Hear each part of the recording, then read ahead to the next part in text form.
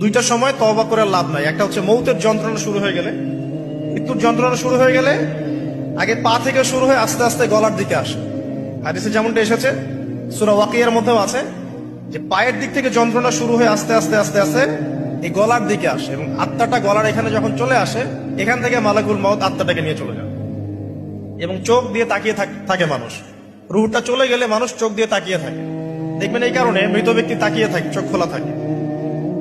এবং তখন আসমান থেকে সিঁড়ি নামিয়ে দেওয়া হয়, ওই সিঁড়িতে করে আত্মা চলে যাচ্ছে, ও তাকিয়ে দেখে যে আত্মা চলে যাচ্ছে। এবং মানুষ মারা যাওয়ার পরে চোখ জীবিত থাকে অনেকক্ষণ। মেডিকেল সায়েন্স যারা পড়েছে তাদেরকে জিজ্ঞাসা করবে, মানুষ ডেড হয়ে গেলেও চোখ দেখবেন আরো কয়েক ঘন্টা